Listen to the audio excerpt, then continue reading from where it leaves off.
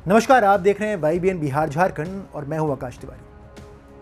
आज आप देख रहे हैं हमारी एक खास पेशकश, जहां हम खबर को सिर्फ बताते नहीं बल्कि उसकी गहराई तक जाकर समझते हैं। आज बात बिहार की कानून व्यवस्था में आए एक बड़े बदलाव की, जो अगर जमीन पर सही तरीके से लागू हुआ तो अपराध पर कड़ा प्रहार साबित हो सकता है।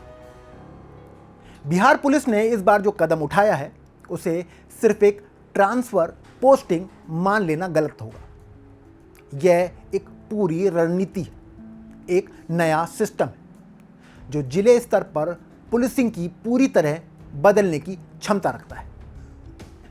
अब तक जिलों में एसपी और डीएसपी की मुख्य जिम्मेदारी संभालते थे, लेकिन अब इनके ऊपर भी एक और परत जोड़ दी गई, यानी हर जिले पर नजर रखने के लिए एक वरिष्ठ नोडल अधिकारी तैनात किया गया है। इस नए ढांचे में कुल 32 आईपीएस अफसरों को जिलों का प्रभार दिया गया है।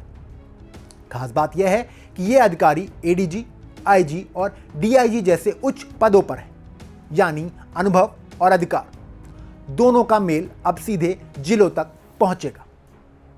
कुछ अधिकारियों को एक एक जिला दिया गया है, जबकि कुछ को दो दो जिलों की जिम्मेदारी सौंपी गई, जिससे निगरानी और भी मजबूत हो सके। राजधानी पटना की बात करें तो यहां की कमान एडीजे स्तर के अधिकारी नैयर हसनैन खान को दी गई।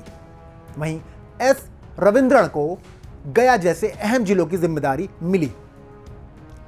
भागलपुर, नवछगिया जैसे संवेदनशील क्षेत्रों की निगरानी एस प्रेमलता के हाथों में सौंपी गई। अब सवाल यह है कि आखिर यह नया सिस्टम काम कैसे करेगा।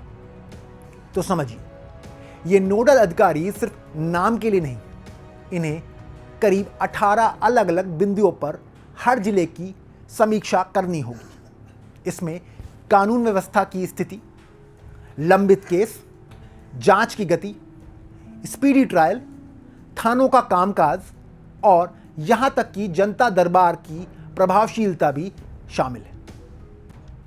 हर महीने इन अधिकारियों को अपनी विस्तृत रिपोर्ट सीधे डीजीपी को सौंपनी होगी। सिर्फ आंकड़े नहीं बल्कि अपनी व्यक्तिगत टिप्पणी भी देनी होगी, यानी अब जिम्मेदारी तय होगी, जवाबदेही तय होगी और लापरवाही की गुंजाइश बेहद कम रह जाएगी। दरअसल यह व्यवस्था पूरी तरह नई नहीं है। इसकी शुरुआत पिछले साल ही कर दी गई थी, लेकिन अब ट्रांसफर और फेरबदल के बाद इसे और व्यवस्थित और मजबूत रूप में लागू किया गया है। साफ है कि पुलिस मुख्यालय इसे एक दीर्घकालिक रणनीति के रूप में देख रहा है। इस पूरे बदलाव का सबसे बड़ा असर क्या होगा? पहला, जिले स्तर पर पुलिसिंग की गुणवत्ता बेहतर होगी। दूसरा, वरिष्ठ अधिकारियों की सीधी निगरानी में स्थानीय स्तर की कमियां जल्द सामने आएंगी। और तीसरा, जनता और पुलिस के बीच संवाद को भी मजबूती मिलेगी, जिससे लोगों का भरोसा बढ़ेगा।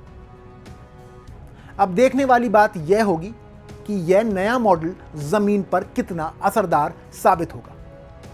लेकिन इतना तय है कि अगर इस सिस्टम को ईमानदारी और सख्ती से लागू किया गया तो बिहार में अपराध पर लगाम कसने की दिशा में यह एक बड़ा गेम चेंजर बन सकता है।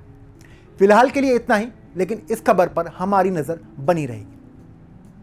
आपको ये वीडियो कैसा लगा कमेंट करके हमें जरूर बताएं, और अगर अभी तक आपने हमारे इस चैनल को सब्सक्राइब नहीं किया है तो इसे अभी कर लें और बेल आइकन का बटन दबाना ना भूलें। मिलते हैं अगले वीडियो में, तब तक लिए जय हिंद, जय भारत।